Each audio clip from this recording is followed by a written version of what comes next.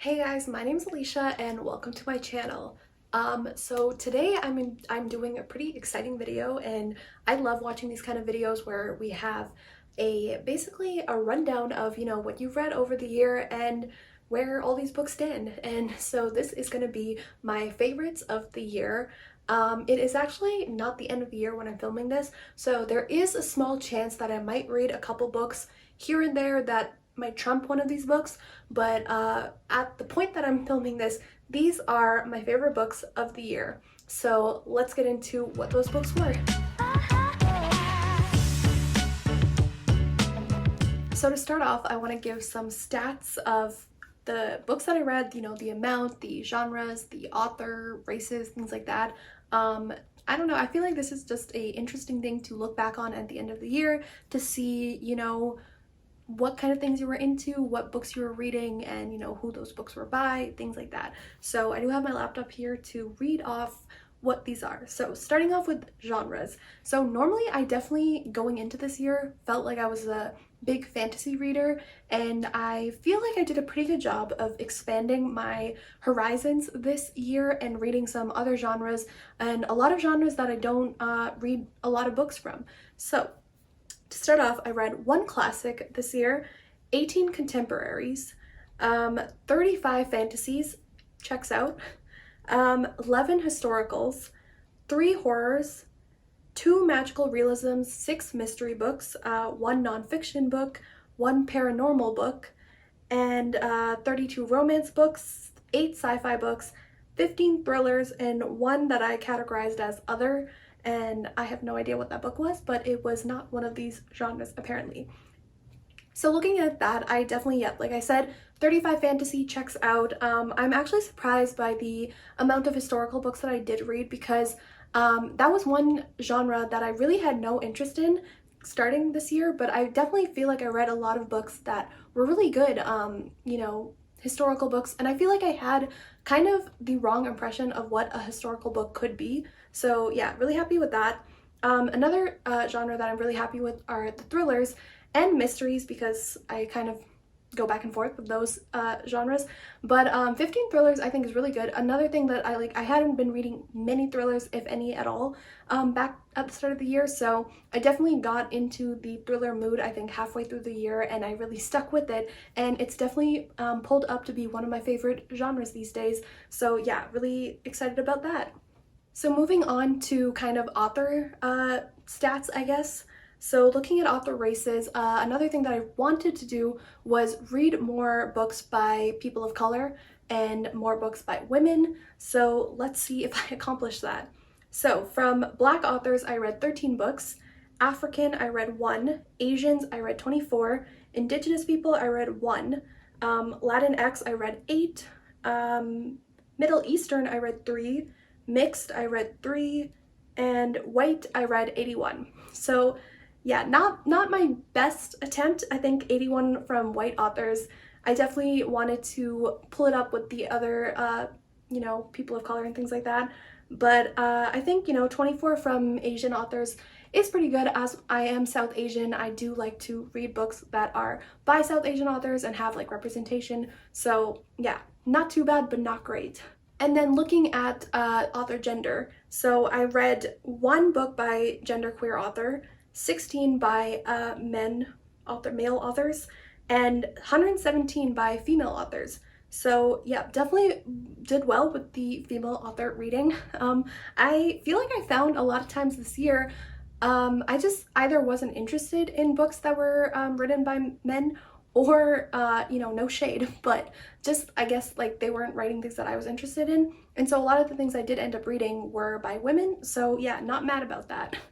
Also, I did read 134 books this year, and it is almost the end of November, so I do have a month left, but I'm actually not going to be in town, and I don't think I'm going to get a lot of reading done in this last month, so that's why I decided to film this video now, and we're sticking with the 134 books for the purposes of this video. So I want to start off with some honorable mentions. These are books that I really loved but just didn't make my top list, because I honestly read a lot of great books this year.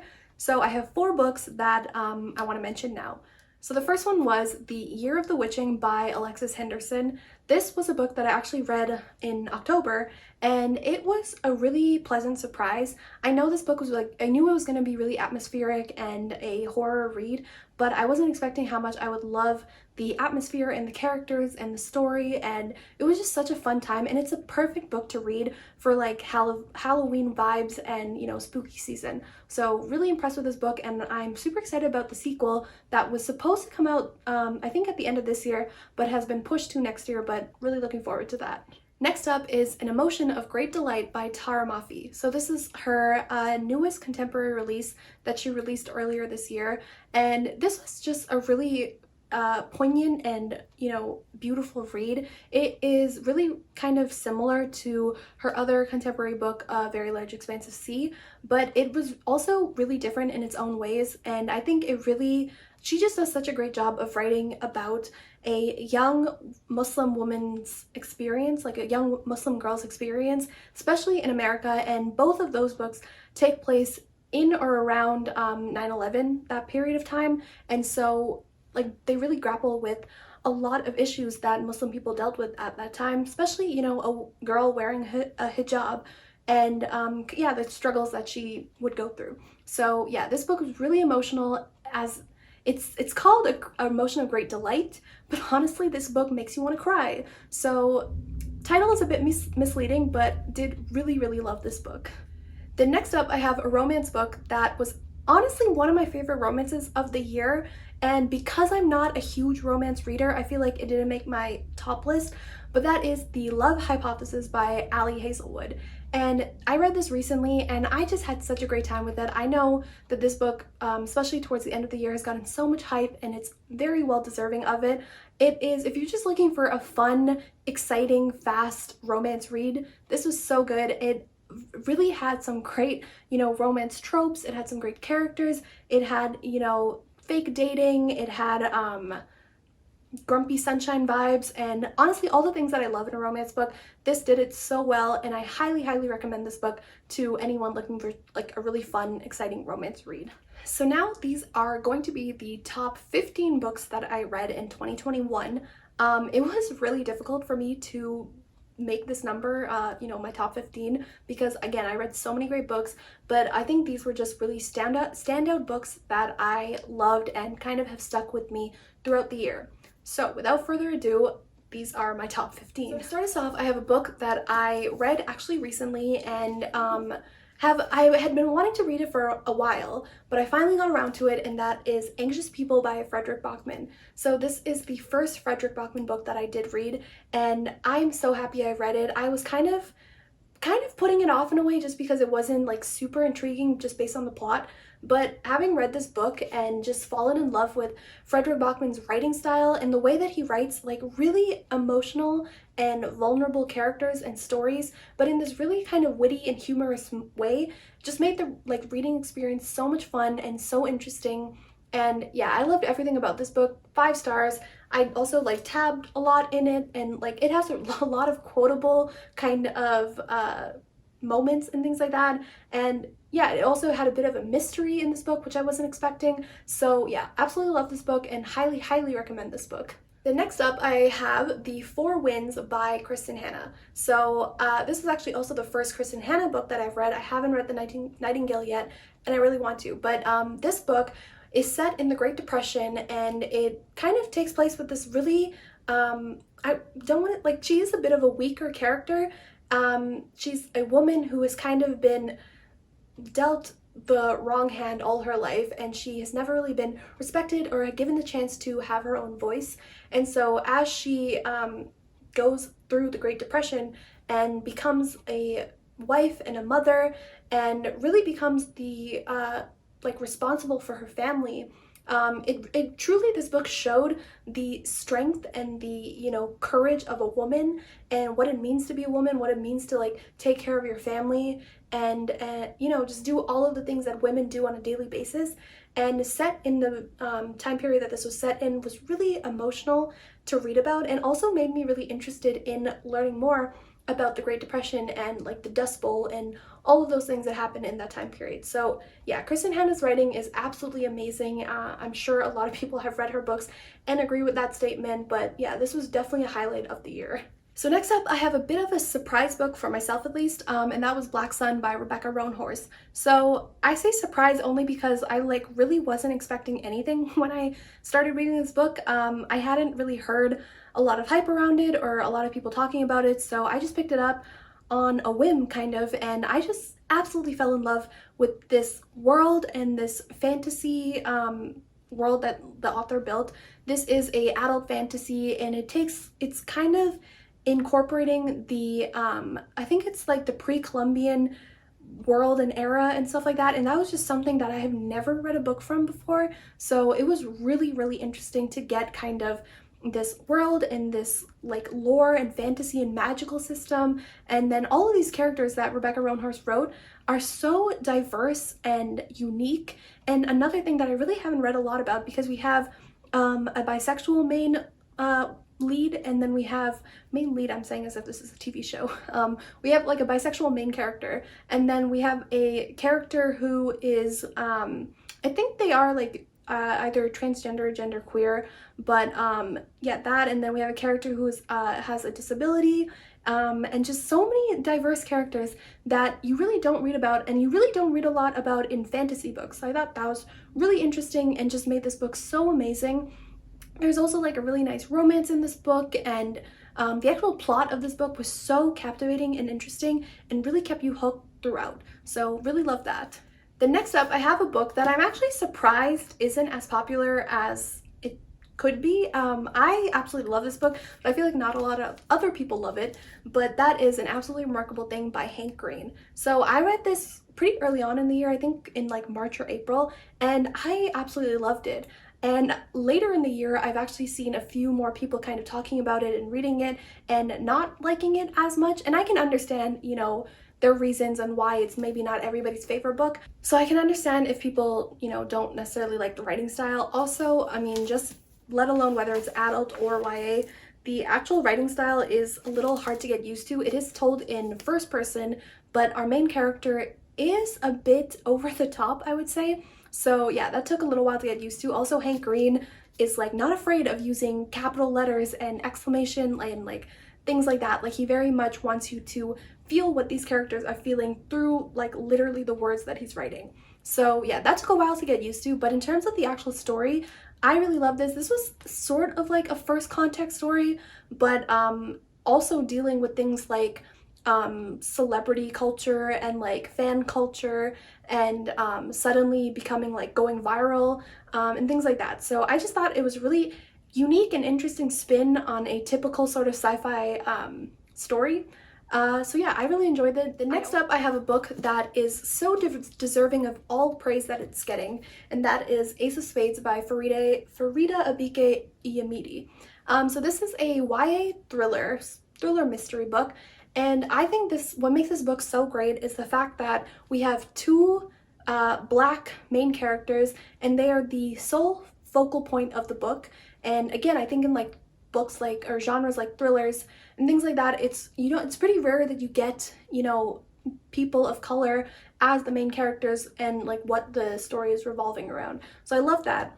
This book is basically a Gossip Girl meets Get Out vibe, and it's been marketed all the time as that, and I also like very much agree with that whole statement. I think what this book deals with, it's actually dealing with a lot of very important and topical topics, and it does it in a really unique and interesting way. Like the plot itself is so unique and interesting, and honestly it has a few plot twists and like yeah, it's like pretty twisty and turny in terms of where the story goes. I think at least for me, I wasn't necessarily expecting how this book the direction it went and how it ended, so I really loved that. I also really loved our main characters, and there's both characters have a bit of a romance, so I did enjoy that. And yeah, this book's talking about like racism, classism, dealing with like, you know, bully culture, I guess, things like that. So it was an amazing read, and so like fun to read. Again, if you're looking for a fast, fun read, definitely recommend this book. So the next book I have is that is The Bride Test by Helen Hoang. So yeah, I was talking about the Kiss Quotient earlier, and I surprisingly love this book so much more than the Kiss Quotient. Like, that book is so amazing on its own as well, but I really enjoy this book much more than that. And I feel like that's either not a popular opinion, or either like not a lot of people have read this book, because people usually only talk about the Kiss Quotient. But yeah, after I read this book, I just completely fell in love with, again, Helen Hoang's writing and her characters and the romance that she like writes. It was so beautiful.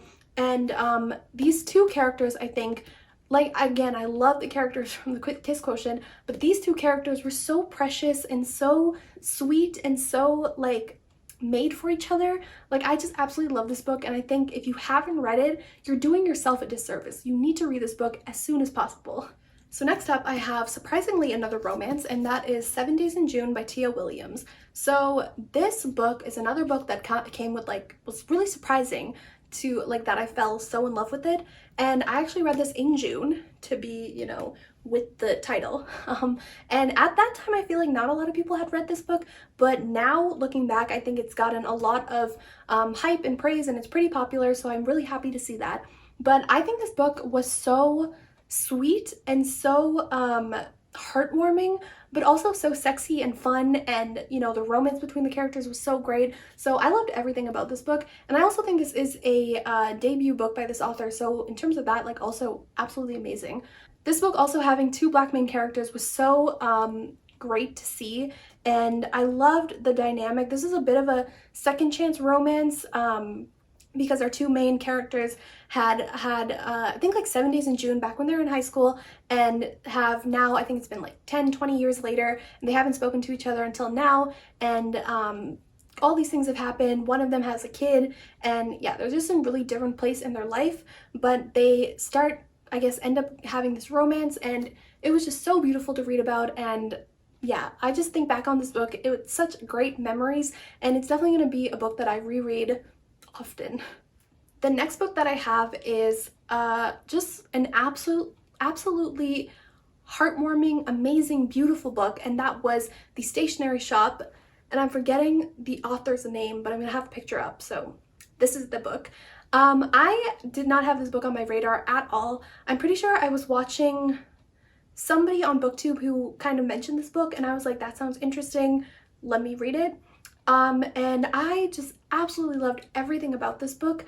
I think the way, this is a historical book that takes place in Iran, but also in America, and it has to do very much with like, it really delved into the time period that it was set in, and like what was going on in Iran at that time, and like also dealing with like things like immigration and moving to a new country and starting a family, and you know, all these relationship things. And honestly, at the core of the story was a love story, and it was this like really heartbreaking love story, because these two characters were just kind of wrong place, wrong time. Is that what I want to say? It's just like they were meant to be but couldn't be together, and then we kind of go through their lives and like see everything that they've done, and how they've come to the point where they are like when they're older now. So it was just such a like beautiful atmospheric read, and again, like getting to see that history of Iran was really illuminating, I think, because a lot of times historical books and like books in general, we see this very Western view, and like we see Western society, Western culture, and not a lot of books are set in, you know, places and time periods outside of the Western world, or like Europe or something, especially in historical books. So I was really fascinated by this time period and Iran itself and like the culture, and I just think this book did such a good job of immersing you in that culture and making you feel for these characters, and it was like heartbreaking, heartwarming, beautiful, just absolutely like gives you all the feels. So highly recommend this book. So next up, I have a thriller book, and that is Jar of Hearts by Jennifer Hillier. So I'm pretty sure I found this book through Gabby Reads, her channel, and she was talking about this book, and I was really intrigued by the plot, so I picked it up, and it was such a fun, fascinating read. It's basically has to do with like this serial killer who hadn't got caught until our main character, like 15 years later, says that she was actually there during the time that he was killing people, and helps find him, I guess. And so she ends up going to jail, but the person that he actually killed, the serial killer, was her best friend, and she was actually dating the serial killer. So it's like really like drama filled, but it was such an interesting thriller because there were so many things that I wasn't expecting and kind of plot twists that happened that made it for like just such an interesting read. And then we also get a detective perspective who is a friend of our main character. And I thought having the detective's perspective was really interesting because I feel like a lot of times when books deal with kind of the investigative side of a story, they don't necessarily do a good job. But I think this book did a really interesting job, and also having the detective be like a friend of the like murderer, or like not the murderer but like somebody who had to do with the murder. I thought that was really interesting. And yeah, this book just really interesting and really fast and fun and like captivating. So highly recommend this if you're looking for a fun and fast thriller. Another thriller I have on my list is They Never Learn by Lainey Fargo. Now, I am expecting this to be on a lot of people's favorites list at the end of the year because I feel like this book just has it all, and it did it all so well. So this is basically about a woman who is killing men at the university she teaches at, but these men are like really bad people, and she's kind of like getting revenge for all the women and, you know, people that these men have done wrong to. So I just initially loved that concept, but just in general, this like our main character is so like interesting to read about, and like her perspective and her actions and actually like her actual psyche is just really exciting and fascinating to read from. And then also I don't know if I want to call it a plot twist, but it's a bit of a twist that we get in this book, and I just thought that was really really cool and like really interesting and done in a really good way. So yeah, I absolutely love this book, and another book that I'm definitely going to be rereading in the future. Okay, so next up I have I kind of want to say a bit of a controversial pick, but I just absolutely love this book, and that was Getting the Ninth by Tamsin Muir. So I know so many people have read this book and, you know, tried to get into it, and it is just really confusing for them. And no doubt, like, that is so true, because this is one of, if not the most confusing book I've ever read, and just I was able to get over that fact and fall in love with like the characters and the plot and this book in general. And I think a lot of that had to do with the fact with like when I was confused with things, I just didn't really question anything, and I just kept on reading and hope for the best. So I don't know, I think that really helped. But yeah, this book just is so crazy and so over the top, and such a fascinating world building of like it's a sci-fi fantasy book. So yeah, the world building, I think that was the most confusing part, is like trying to come to terms and like accept the world that these characters are in. And then also the actual plot of the book was very confusing, because it is there's like a bit of a murder mystery going on, and we have a lot of characters, and yeah, so it definitely got a little convoluted and a little complicated. But I really love this book, and I'm so excited about the third book that is coming out next year. I did also read the sequel to this book, Harrow the Ninth, and yeah, I mean, if you thought this book was confusing, Harrow the Ninth is even more confusing, so that part's not great. But I think with Harrow the Ninth too, the reason that I love that book as well is because for like 2/3 of the book, you know, 75% of the way of the book, you are so confused and you honestly will have no idea what's going on, but the payoff of that is just so great, and it makes it all worth it, in my opinion. So yeah, I absolutely love this series, and I'm so excited to continue it next year. Okay, so now I think these last four are maybe not in any particular order. I really loved all of these books so much, and it's really hard to pick a favorite of the year, but I have tried. But yeah, it's a tentative top four now. So first up, I have Gods of Shade and Shadow by Silvia Moreno Garcia. So I read this book pretty early on in the year, and since then have fallen in love with Silvia Moreno Garcia's writing style and her just all of her books. You know, some of them haven't been so great, but she just has a way of writing that makes you fall in love with her characters, I think. And like, she does such a good job of writing these really fierce and bold and outspoken women that you not only relate to and like root for, but are just really inspiring. So I absolutely love that. This book is a fantasy book. It has to do with like Mexican and like Mayan mythology and stuff like that, so that was really cool and interesting. And then it also has a really fun and interesting and cute kind of romance at the heart of it, which honestly remind me a bit of Lucifer, the TV show. So if you've watched that and you like that, I feel like you'd like this book. But it does have to do with this girl who has been really kind of bogged down by the patriarchy. It's also like takes place in a historical period. I think it is not sure what exact time period it is, but it's like in the past. So our main character Cassiopeia is like really bogged down by the patriarchy, and one day ends up accidentally opening this chest of like bones, and out in from those bones pops out the kind of the god of death in Mayan mythology. And so now her, Cassiopeia, and the god of death have to kind of go on these kind of quests and adventures to help him restore his rightful throne in the underworld. So yeah, it was just really, really interesting. And if for anything, like for nothing else, if you just like good writing, you should read this book, and honestly all of her books, because they've all been so amazing. Okay, so number 3, we have Malibu Rising by Taylor Jenkins Reid. This book was honestly just really heartbreaking to read, but also really beautiful to read.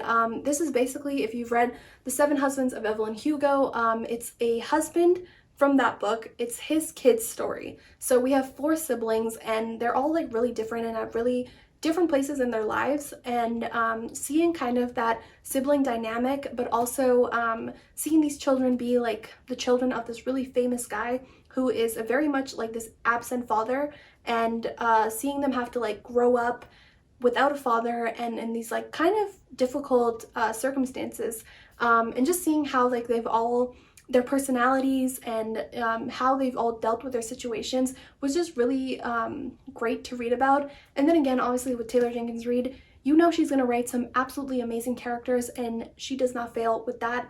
And I just, yeah, really connected with this book. And I feel like some parts of this book, like honestly, because there's 4 characters that are all really different, it's really easy to kind of relate to at least one of these characters, and or even relate to their circumstances, and I definitely had that happen with me. So yeah, this book holds like a really soft place in my heart, and I absolutely love it. Okay, so now we're at our top 2. It was really difficult to pick my number 1, but both of these books honestly could have been number 1, and I love them equally. But number 2 is She Who Became the Sun by Shelley Parker Chan. So first of all, this cover is probably my favorite cover of the year. This is such a beautiful edition.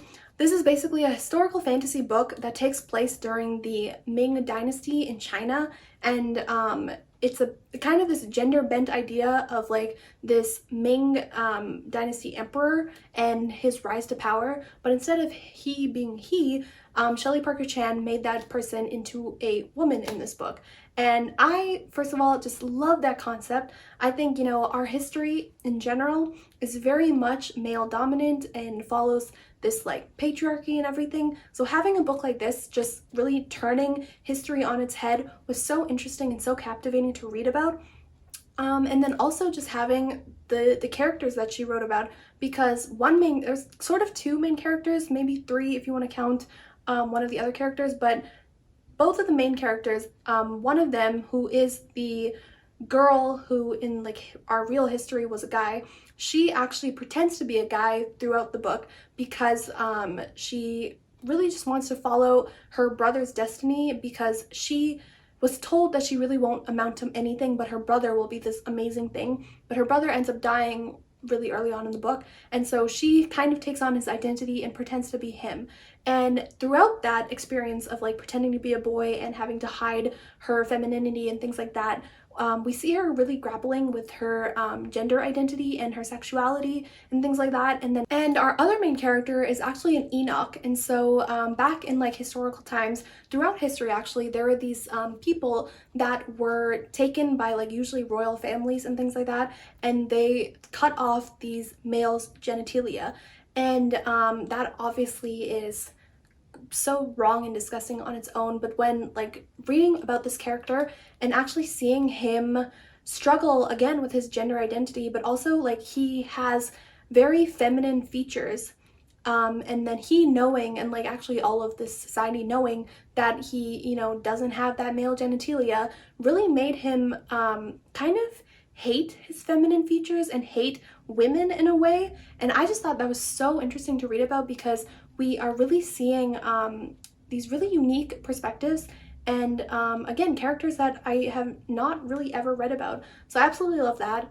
And then again, like with the actual history part of this book, I think this book made me just so like captivated by this time period. And I actually went back and, you know, researched and like tried to find out things about this time period, because it was just so fascinating to read about. So yeah, I love when books can do that. And yeah, I think this book, Shelley Parker Chan, just does such a good job of writing these like complex and multi-layered characters. And you know, there's like also a really nice romance in this book, actually a couple of really nice romances, and there's like really high stakes in this book, but she wrote this in a way that makes you really feel for these characters like vulnerable sides, even though like these are like, I don't know, like military times, and like there's battles going on and there's violence and things like that. But yeah, you really feel for these characters. And another thing I love about this book is the morality that these characters hold. I think both of our main characters and the story in general is really a discussion on how moral people are, and like when you're faced with certain circumstances and you kind of have to make decisions, you know, what do you choose, right or wrong, and what is right or wrong, you know? So just really interesting and fascinating questions and themes in this book. Great characters, amazing writing, and yeah, absolutely love this book. It's going to be a favorite for a long time. And then lastly, I have my #1 book of the year that honestly was a kind of difficult decision for me, but isn't truly surprising because I just absolutely love this book, and that is The 7 Husbands of Evelyn Hugo by Taylor Jenkins Reid. So this book is on just so many levels amazing. Again, I have talked about other Taylor Jenkins Reid books already, so I won't talk too much about her writing, because I think that's honestly one of the biggest positives of this author, is the way that she writes and the way that she has cultivated these characters and these relationships. Yeah, it just makes it for such a interesting and captivating read, and just a beautiful, like, the way that the book is written is just really beautiful. But yeah, Evelyn Hugo is just a character that I feel like is, you know, gonna stick with people for a long time. And I think the coolest thing that Taylor Jenkins Reid does is that she writes these characters in a way that makes them feel so real. Like, I feel like so many people say this, but when you read this book, you truly feel like Evelyn Hugo was this famous movie star, and you know, you feel like this world is real and these characters are real and all of these things that have happened are so real. So I think that's just super amazing, because I mean, obviously while you're reading it, you know that like this is fiction, but the way that she writes just makes it feel like, you know, you could be in this person's head and you would know exactly what she's going through, and you know, the things that have happened to her, and you really feel so much for this character. And honestly, like, Evelyn Hugo, I don't think is a great person, but is she a great character? Hell yes. Like, she's so cool, so like elegant and like outspoken and bold, and everything about her I absolutely loved. And of course, you know, we have our 7 husbands that we go through in this book, and I think it was really cool the way that, again, Taylor Jenkins Reid chose to write this book, because we kind of get these time periods of Evelyn Hugo's life as she has all these different husbands. But if you've read this book, you know that the core of this book is actually about who was Evelyn Hugo's the love of her life. And we find out that it was her friend and a woman, Celia St. James, and that love story was so beautiful. And I think actually having this book be historical as well, because I think we started in like the 1930s and stuff. So to see the progression of Evelyn Hugo's life, as well as the progression of her coming to terms with not only like who she loves, but also her own identity, was really amazing to read about.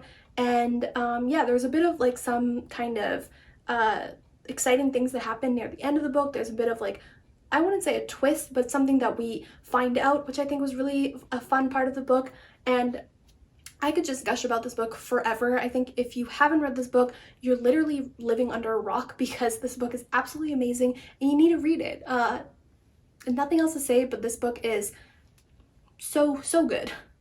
So I don't know how I did it, but somehow I did get this down to my top 15 books, and those were them. If you've read any of these books and you know you've loved them as well, or maybe you didn't love them, let me know in the comments. And yeah, that's how I felt about them.